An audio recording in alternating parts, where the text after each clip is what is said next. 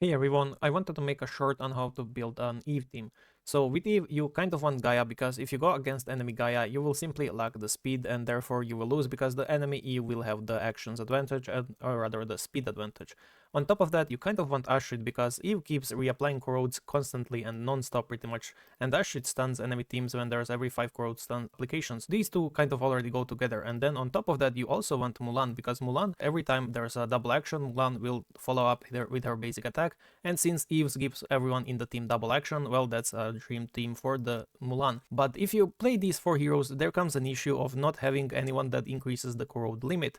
So you're kind of forced to play someone like Tiamat, and then you have a full team, but this team doesn't have anyone that scales up attack.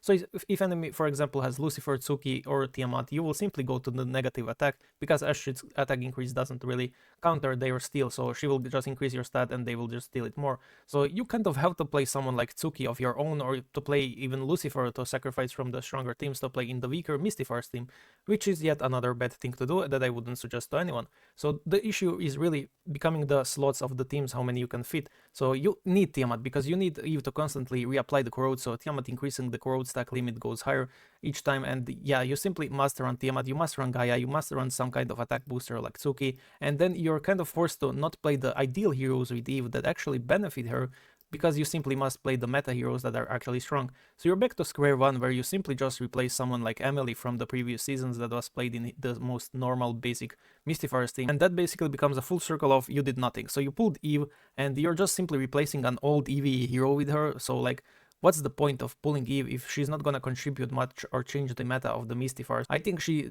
badly needs her exclusive runes, because exclusive runes do give some kind of scaling. Issue is if the enemies will keep stealing this scaling or not, so we have yet to test that, but I'm not going to spend on her runes, because as I said, this is simply the old Mystifiers team, but with Eve instead of Emily. So yeah, as I said, you really do want to run some specific heroes with her that actually do benefit her and are amazing. Even Lancelot isn't all that terrible, because double actions means 80% chance, not really, but yeah, since 40% chance to steal an enemy hero is once, then he attacks twice, so double the chance to steal enemy heroes.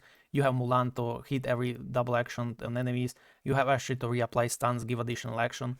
And sadly, she doesn't make this team work. As I said, you need to use someone either Tsuki or either Lucifer or even Hela to increase the attack and counter the enemy stat steals.